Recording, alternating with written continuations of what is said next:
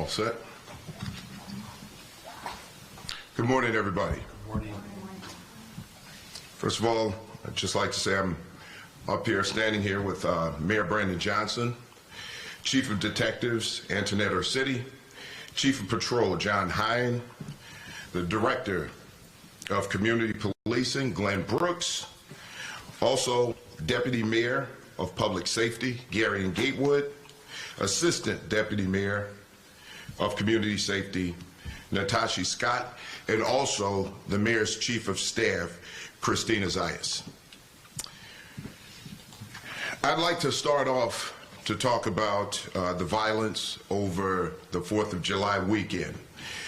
This past Friday, I was in Greater Grand Crossing for an Operation Wake Up that we hosted for a community that was grieving the loss of 2 mothers and an 8-year-old.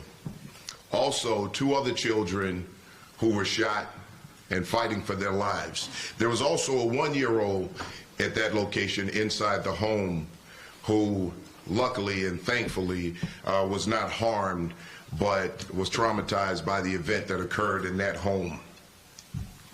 During the gathering, I saw a neighborhood that was heartbroken, angry, fed up, but I also saw a neighborhood that wanted to come together and come up with a plan to fight this type of violence, this type of senseless violence that took the lives of 2 mothers and an 8-year-old child.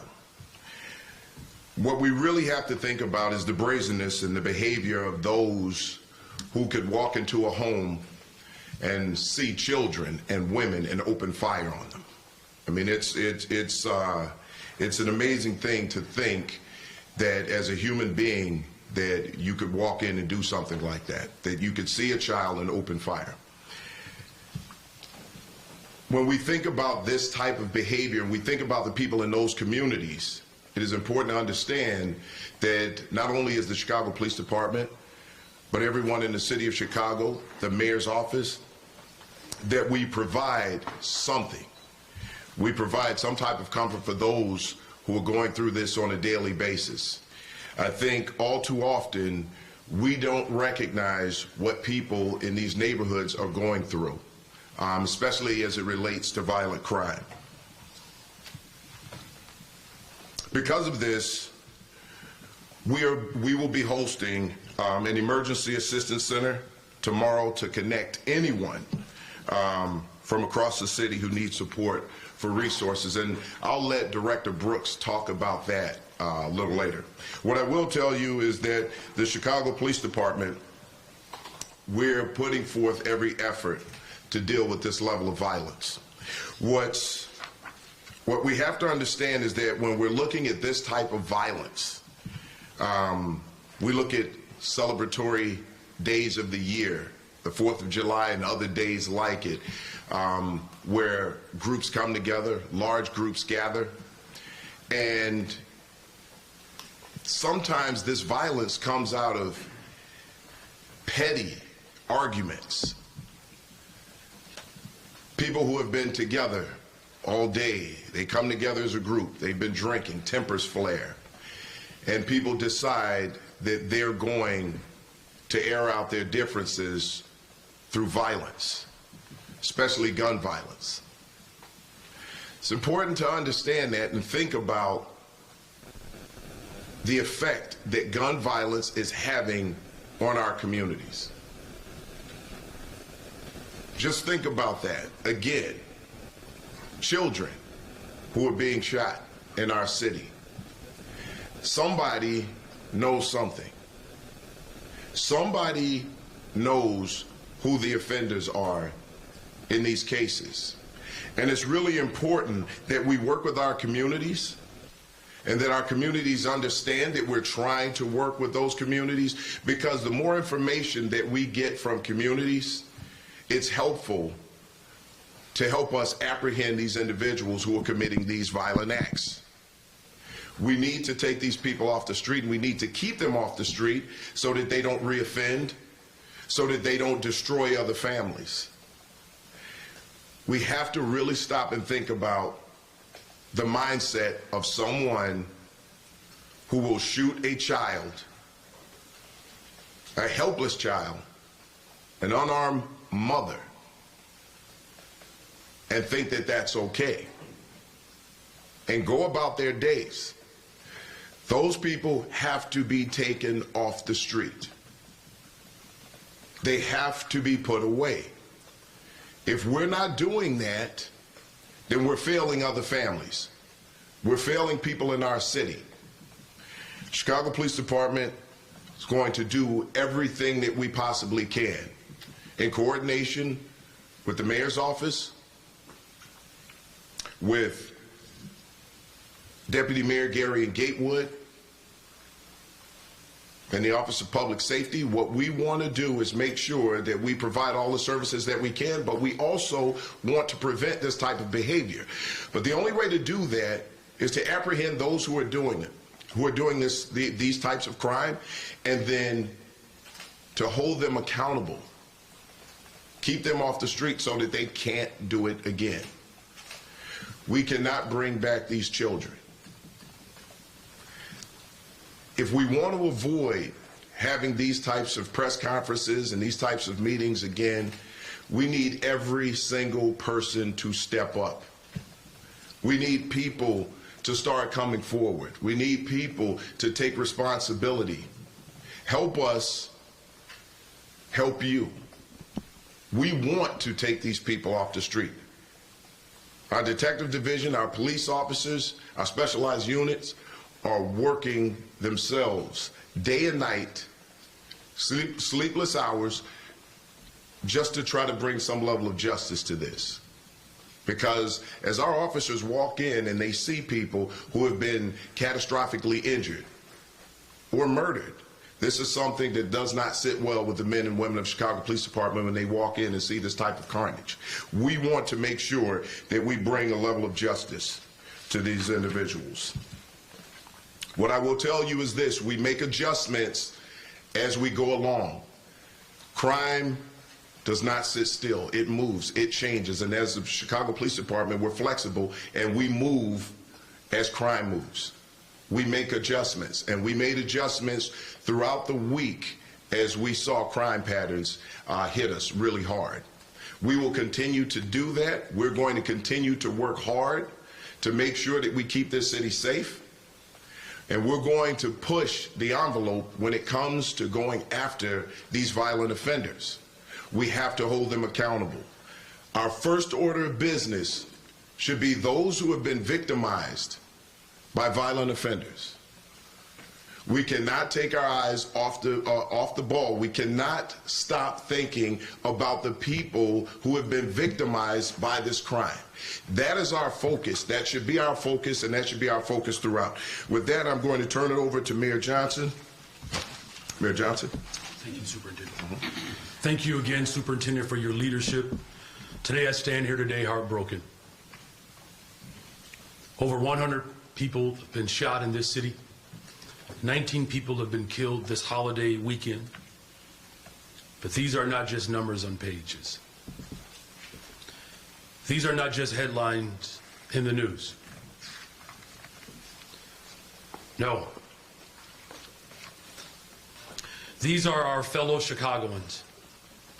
They're our neighbors, family members who've lost their lives.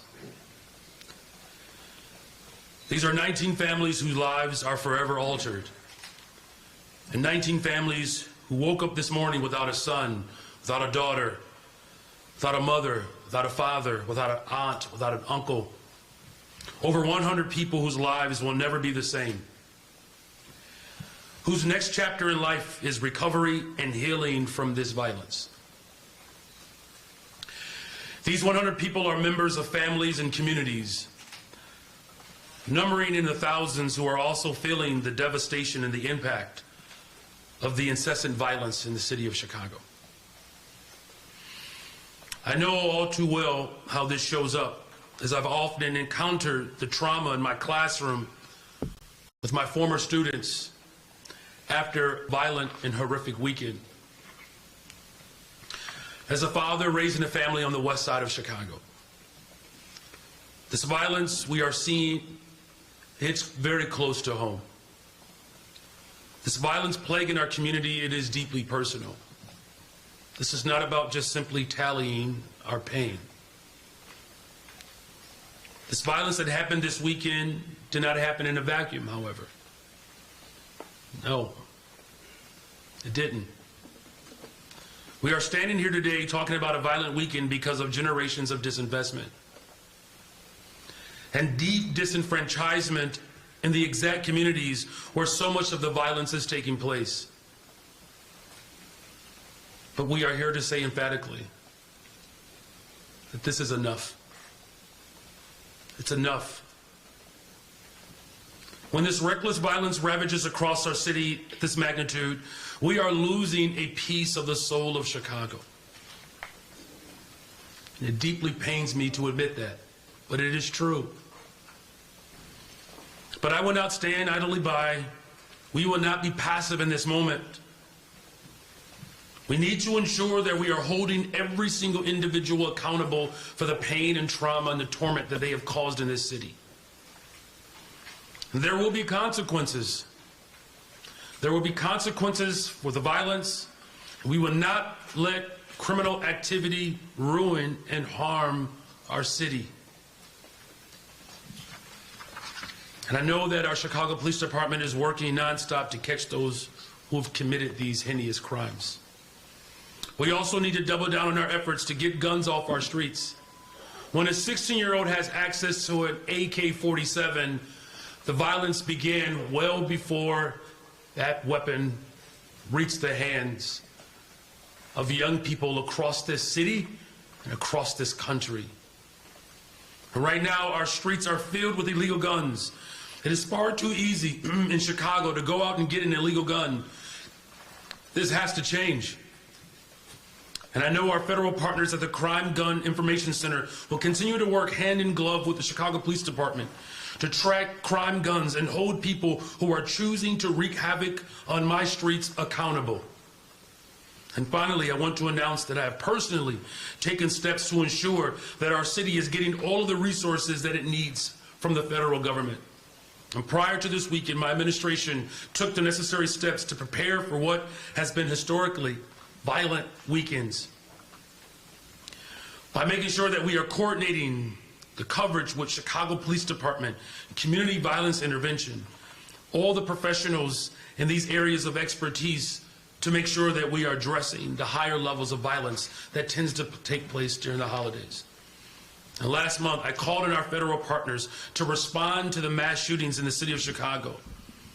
And I've called upon them to respond to the mass shootings like we've experienced in Chicago, just like they do in other places in this country. And I'm hopeful that our ongoing discussions will ensure that our state partners, as well as our federal partners, will swiftly come to the support of the city of Chicago. The city cannot afford to wait any longer. The full force of government is activated to step up to stop the violence, and we need more support. And I know that the Chicago Police Department and all of our brave officers will be stepping up to stop this violence. They are already working around the clock to keep our city safe. And I know that our community partners, the philanthropic community, the business community, our faith leaders are all going to step up and work together to stop this violence. We need more of that. We need our entire city to step up in this moment. I'm urging all of you across the entire city to step up to say that we've had enough, to step up to stop this vicious cycle of violence. We all play a role because we are all members of these communities. Our city needs each and every one of us to lean and look out for our neighbors, to look out for our children, look out for our communities.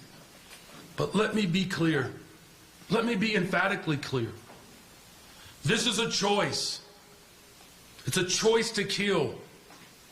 It's a choice to kill women, a choice to kill children, a choice to kill the elderly. And these are choices that the offenders made and they calculated. And I'm here to say emphatically that we have had enough of it. We will be working closely with our state's attorney, Chicago Police Department, and every area of government to partner to ensure that we bring swift justice and that we provide at least a piece of closure for the families. We are going finally block to block, neighborhood by neighborhood, to make sure that the city is safe and to ultimately stop this violence. It's because these are not just numbers on pages. These are our fellow Chicagoans. And this is unacceptable.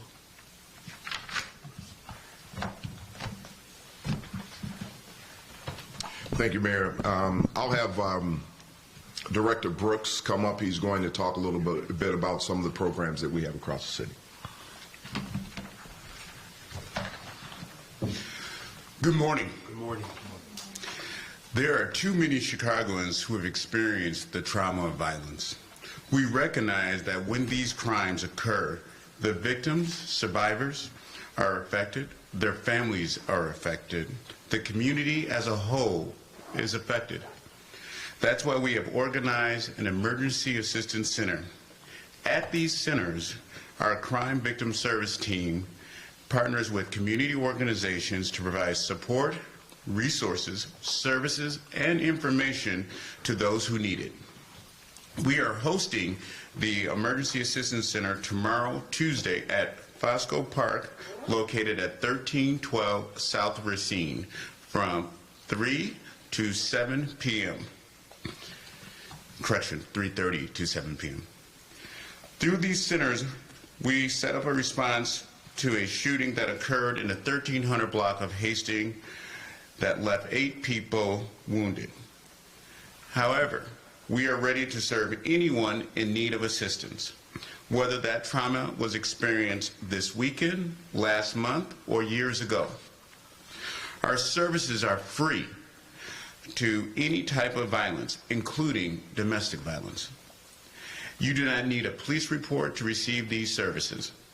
We encourage anyone who is affected by violence, both directly and indirectly, to visit the center and receive service and information that includes crisis counseling. Thank you. I'll turn it back to Superintendent Snelling. Thank you, Director Brooks. With that, we'll take any questions you may have. My name is Jesse Echeverria with Univision Chicago. You said adjustments to prevent more violence will be made along the way. As you know, this weekend, 3 neighborhoods saw mass shootings. Is CPD planning to do any adjustments immediately in those neighborhoods? Yes, so what I will tell you is that we did make adjustments. So here's what has to be understood, especially when it comes to what we refer to as mass shootings. We see this across the country right now, not just here in Chicago. And in certain communities, when people get together, everybody has the right to assemble. As the police department, we do monitor those things because we know that there is a possibility that could lead to some type of violence. However, as a police department, we still have to walk that fine line so that we're not stepping on people's right to assemble. That being said, we still want to make sure that they're doing it safely. So what we've seen in those types of situations is people are assembling, and it's not that it's a group of bad people, but you may have 1 or 2 bad actors within that group. An argument ensues, the next thing you know, someone pulls out a gun, and there are more guns at times, and then the shooting starts. So what we do is we make sure that we monitor those things as best we can. So adjustments were made the following night and throughout the weekend, and we're going to continue to make those adjustments. Joni Lemon, Fox 32. Can you provide an update on any of the investigations? Have there been arrests? Did Operation Wake Up provide any credible leads for you? Is there a development in any of these? Well, here's what I can tell you, and I don't want to necessarily bring Chief or City up for this. This is an ongoing investigation, and We have leads. We follow the leads that we have. They're still gathering evidence, still collecting information. And I will tell you right now, the Detective Division is working really hard on these cases, especially these the ones that are involving children.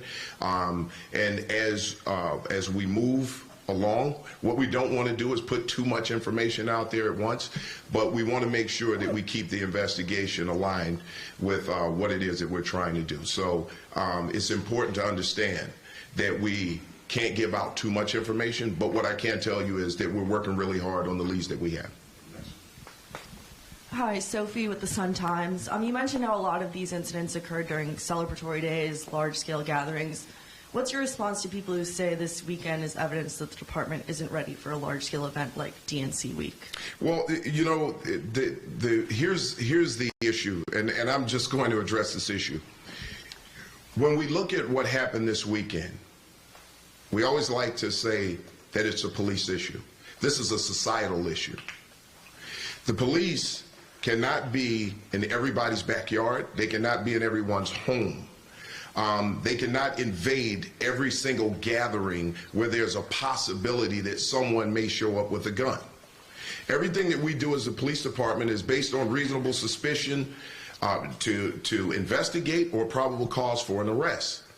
So what we need to look at is the responsibility of everyone in this. When people get together, we need people to understand that they can celebrate, but do it safely and responsibly. That being said, that when we know that we had someone who committed a crime, especially one of a violent nature, that we need people to step up. You know, cpdtip.com, please give us information. And I'll tell you, most of the cases where we've been able to solve fairly quickly, it's because we've had outreach from the community. So to say that the Chicago Police Department isn't ready is inaccurate. And that's not me attacking your question. It's actually a pretty good question, and I'm glad you asked it. But everyone needs to be involved in this. This cannot just be the police department alone. I've said that since I started this job. It has to be everyone involved. So where we have the authority to step in and make arrests or stop violence when we have information or intel based on that, we will do that. We have done it, and we're going to continue to do it. And as we move along, we make those adjustments. Next question. I have an off-topic question, if that's cool. Introduce yourself, please. Yes, Carolina Garavay, WBBM. I have a question, probably more for the mayor, about the Pride Month arrests that we saw at the end of last month. We have seen some calls from some of my colleagues and people calling to move future Pride parades to downtown area. I'm wondering if you can comment on that. Do you agree? What are your thoughts on that? So again, you know, the city of Chicago, we are known for our celebrations, and Pride Month this year, there was no exception there. It was a beautiful display of an entire community that needs more protection. As far as how we celebrate moving forward, I have an advisory council. It's 21 members in this advisory council for the LGBTQ plus community. It's the largest advisory council that we've ever had in the city of Chicago. It's the first time in 10, 12 years that every single position or slot has been filled. I trust their guidance and their leadership. As these discussions continue, we'll make decisions that are best for the people of Chicago. Thank you. Hi, Alice Gidd with the Chicago Tribune. This is for both the superintendent and mayor. First off, given how many officers were diverted to Grant Park for NASCAR, is it a good idea to continue scheduling this event during one of the most historically violent weekends of the year for Chicago? Well, what I can tell you is this, and then I'll let the mayor step in from the police standpoint. We looked at last year where we had a number of officers who were detailed to that particular event. We had significantly less officers at that event this year. We recognized that we had a level of security around that event where we didn't need as many officers, so we were able to scale that down this year, and we'll continue to do that. Yeah. Thank you, Superintendent. As far as the weekend of NASCAR, obviously those were dates that we inherited. We will continue to assess how this particular weekend for NASCAR, how this particular weekend best benefits the people of Chicago. But I can say, to the superintendent's point, there's been strategic enforcement as well as strategic deployment throughout the entire weekend, as well as you might remember, me renegotiating with NASCAR how to support that deployment, right, with additional dollars from NASCAR. But no decision has been made on which weekend in particular is best suited, because I'll just say it like this. Whether it's a holiday weekend or a weekend that someone is celebrating their wedding anniversary, the point of our work is to ensure that every single weekend in the city of Chicago is as safe as possible. And to follow up on the renegotiation you made, given this year's weaker attendance at NASCAR, how certain are you that NASCAR can pay the city the $2 million they promised you? And what's the deadline for the city to get that money? So that's my comptroller's responsibility. I don't just walk around the city collecting checks from people. Our comptroller does a really good job at that. You know, as far as the overall economic benefit, again, that will be assessed and analyzed, and we will make a decision accordingly. All right, thank you. Mayor Johnson, Sam Charles, also from the Tribune. Hey, Sam. Since the 4th, there were at least 10 shootings in the 15th district over the weekend, obviously where you live. I'm just wondering if you or your family heard any of those shots fired, and if so, what went through your head? Yeah, thanks for that question, Sam. Look, there's no secret where I live, right? You know, that's why this is personal for me. I've shared this. We've had gunshots come through our home, right in my children's bedroom, on our front porch. You know, as beautiful as Austin is, it's a neighborhood that unfortunately has been neglected over the course of decades. Of course we hear shots. I'll never forget a time when children were much younger. There were shots right outside our front door, and you can hear my kids screaming in the other room. My wife and I, we hit the ground. We're crawling to our children's room and just hoping we're not the headline. And it can't be that way. Look, there's a lot to be desired in this moment. There is. And what we've experienced over this weekend is unacceptable. And we didn't get here overnight. And everyone knows that. Let's tell the full story of how we got here. Because if you skip a chapter, it won't give us the ability to actually make the proper adjustments so that we can ensure better, stronger, and safer becomes a reality. But the fact of the matter is, where there is most violence, that's where the poverty is most pervasive. And this is not just unique to Chicago. This is all over the planet. Where there's poverty, there's destruction and terror and torment. Now, as I said, I'll finish with this. We got to hold people accountable. But you know what my ultimate goal is to transform this city so we cut off the pipeline of boys between the ages of 10 and 19 being either victims or the perpetrators. So, yeah, it is personal.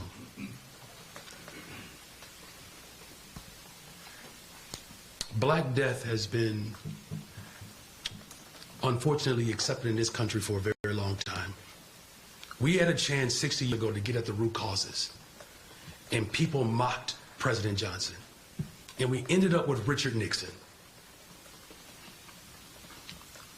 I'm going to work hard every day to transform this city. That's what it takes to build a better, stronger, safer Chicago. And I need everybody to step up and help us do that. Yeah, Patrick Fazio, NBC5. Mayor, with these shootings and the violence we've been seeing recently, back in May, you introduced that comprehensive summer safety plan. Does that mean that plan is not working? It means we have to double down our efforts. I can tell you what doesn't work. I can tell you what doesn't work. We all know what doesn't work in this room. Closing schools, shutting down public housing, raiding pensions, not balancing budgets. We know that doesn't work. Everything has already been tried, and it has failed. And what I'm saying is, yes, we got to hold people accountable. And I'm confident in our police department, our superintendent. Our detectives are working overtime. That's why I made a commitment to hire 200 of them. We're almost there within my first term. So we got to solve crime. And our detective division has stepped up and they're doing that. But it's not just policing alone. Look, it's not enough for me to stand here and say homicides are down and shootings are down. It's not enough. You know, so what didn't work over the last 60 years, you're talking about a plan that we put forth in May over the course of a couple of months. Can't give up on the city of Chicago that easily. We can't. In fact, we should never give up on the city of Chicago. We're going to get through this and we're going to get through it together, but it's going to require more than just policing. It's why I reached out over a month ago, I believe, to the federal government for community violence intervention, violence prevention support services, victim support services. Our state and federal government, we've reached out and made it very clear. The support that we need cannot wait. Good morning, Mayor. Good morning. Good morning. I don't know if this is working, but you can hear me? I can. Okay, great. Quinn from Block Club. Good to see you. You both called for accountability, help from neighborhoods, communities to help find some of these perpetrators. But what do you say to Chicagoans who see another violent weekend and feel jaded about working with city government, about police, who don't feel like it's even worth it to make that call if they have to go somewhere? Well, that's not our experience, quite frankly. I mean, the superintendent and I, we were out there in the community where this mass shooting took place. Of course, people are grieving. People are hurting. But, you know, I didn't get this sense that somehow folks were giving up. They want justice. No, look, I know that there were a few cynics out there, but they will remain in place. They're a constant. They're just a constant. But the vast majority of the people of Chicago, they know that whether it's policing, whether it's our community violence intervention, our business community, faith community, all these folks are out here not just grieving, they're taking action. And I'm making this appeal for everybody in the city of Chicago. If I know one thing about Chicago, somebody always knows something about somebody. Say something. Because it is a matter of life and death. Say something. Step up. Say something. And in fact, if you know that there are wayward youth who have lost their way, snatch them up. We have opportunities for them. I'm so sick and tired of losing black boys to violence in this city. It grieves me fiercely. I got a 16-year-old and a 12-year-old. 2 black boys. I never want to experience the pain of having to bury one. And no one should either. Our people are resolved in this city. It's going to take all of us, though. Judy Wang, WGN-TV. The curfew for 31st Street Beach, have there been talks to extend that, or is that going to end today? Well, as you know, I'm constantly in conversations with the aldermen, with the police department, with businesses that are over there. The ultimate goal is to keep people safe. What we have is a situation that is far beyond just simply a curfew. We do. Wouldn't it be nice if I could just, as mayor of the city of Chicago, tell everybody to go to bed when I go to bed? But, you know, the violence that happened, this mass shooting with 2 mothers and a baby, happened at 6 o'clock in the morning. Is that right? 6:30 in the morning. It's not just simply about curfews. It's about all of us working together to end this cycle of violence. Good morning, Mr. Mayor. Jasmine Meyer from ABC7. I'm curious if this weekend has made you rethink at all ShotSpotter and the use of that, and what specifically, when you talk about federal support, what does that look like in your eyes? And I do have a follow-up question for the superintendent. Yeah, thank you for the question. So for federal support, I mean, it's everything. It's everything from boots on the ground to public health support, victims of violence support. As I said before, you know, the fact that it's so easy to get guns in the city of Chicago and cities across America, to me, that's the crime. You have an entire political party that is protecting a lobbyist entity to make sure that illegal guns can flow through the streets of places like Chicago and Baltimore, Miami, Los Angeles. To me, that is criminal. It should be brought up on charges. You know, as far as ShotSpotter is concerned, no, it hasn't. Just a quick question for the superintendent. Just curious if you can speak to the health of police officers this past weekend. You know, off days were canceled, and obviously with Pride, I think that was the case there. Can imagine officers are tired. To say Yes, and a good question. Thank you for that question. It's important that we make sure that we're aware of the well-being of our officers. We've canceled less days off this year. I think we're down probably 70% in day off cancellations this year for our officers. We're making sure that we're focused on our officers. We had a plan going in to that Pride Day because, again, if it's predictable, it's preventable. And we knew, and let's be honest about what happened at Pride. Those were not your parade goers.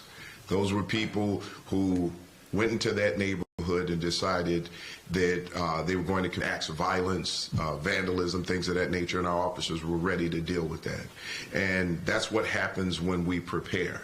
This is what happens when our officers are prepared. And when our officers are prepared and they respond and they feel good about their response, they're better off. They know that their time was served well. So it's not just canceling days off just to cancel days off. It's to make sure that our officers have enough manpower out there to deal with the situation at hand, and make sure that they keep down the violence. It keeps them safe. It keeps everyone around them safe. It keeps the city safe.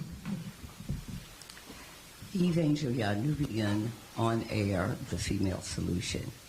Considering May 17th was the 70th anniversary that ended 88 years of segregation laws, the Supreme Court ruling that it only existed to keep the status of the Negro down and it was unconstitutional. My question, was Chicago's segregation against Negro blacks, especially black women and children, a factor as to why you did not have a press conference at the time? If not, what was the reason? I'm sorry, I'm not necessarily tracking the question. When the two mothers were murdered in their homes and 3 small children were left critically injured, one has since died, what was the reason there was no press conference? There actually was a press conference. You and the mayor was not in attendance. That's what I'm referring to. Well, here, ma'am, when you talk about the initial press conference, this was something that occurred in the early morning hours. We get information out as quickly as we possibly can. Shortly thereafter, we brought the neighborhood together in the Operation Wake Up. I was there, and so was the mayor. I'm saying Mr. We'll go to the next one. Was there. And on top of questions, please Mr. to wrap this up. Was there at the press conference, but you and the mayor was not. That's what I was referring to. Yeah, that is inaccurate. I was there, so was the mayor. Well, please. So we'll move on to the next question. Hi, my name's Whitney Weil. I'm a correspondent for CNN. I just wanted to follow up on the DNC question. A lot of the strategies that you had outlined in your first response are really strong reactions to violence, quick arrests, strong prosecutions.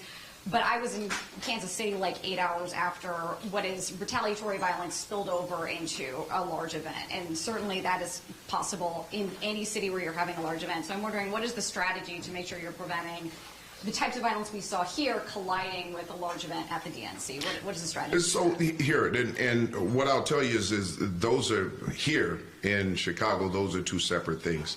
One of the things that you'll find here in Chicago with our protests, and we've had multiple protests. As a matter of fact, we've had more protests here this year than I can remember since 2012 when we had the NATO event here. Our officers have responded very well. We haven't had violent clashes with our protesters. We've had our dust-ups, but nothing that made national news. We communicate. Our officers are trained properly in dealing with those types of situations. That being said, we have officers who are training specifically for that. All right, we're looking at a total of 48 hours of training for officers to deal specifically with large-scale protests and the possibility for civil unrest. We're hoping that that doesn't happen. So our officers are trained to deal with that. Now, along with that, we have been working on a neighborhood plan to make sure that we're not pulling resources that are necessary to keep our neighborhoods safe to place down and around the footprint of the DNC. As we go along, you'll hear more information, more press conferences about what we're doing, not only for the DNC and the safety of that, but the safety of each and every neighborhood across the city. Sarah Schulte, ABC 7. I understand both of you guys were in the Grand Crossing neighborhood on Friday night, I believe. I have a question for the mayor. That is quite a few hours after the initial event. Were you out of town on Thursday? I was out of town earlier this week. On Thursday, on 4th of July, you Yes. were out of town. Yes.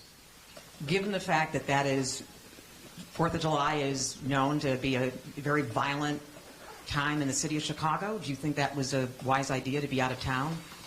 Well, here's what I can say emphatically, that my work never ends. It doesn't. You know, I accept the responsibility of 24/7 on call every day of the week.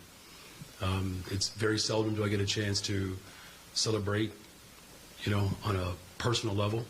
But, you know, the communications between my office, Chicago Police Department, OEMC, our state and federal partners, none of that stuff stops because I'm out of town. Of course, once I was arrived for the entire weekend, as what has been indicated, we had an early morning call on Friday with our summer operations with Chicago Police Department, Chicago Fire Department, OEMC. Of course, I was there for Operation Wake Up and throughout the entire weekend. Last two questions. I have a quick question for either one of you on the crisis centers. We've had those before, we've covered them before, and nobody shows up. So I understand you're trying to help victims, but if no one shows up, is that the best use of city resources? Well, there's other ways in which our partners connect with victims of violence. Our Deputy Mayor of Community Safety, as well as Glenn Brooks, they work very hard to make sure that these services and resources are available to folks. So any and everything that we do is for the benefit of people, and it is always worth investing in people. Thank you. I could follow up. Paris Schutz, Fox 32. There were a few aldermen that told me they were upset after Thursday ended up being particularly violent, that there wasn't citywide communication on a plan. Were there adjustments made after Thursday, and was there coordination? Yes, sir. You may have missed that response earlier. You care to repeat that about your adjustments? So basically, we looked at everything that occurred on the 4th.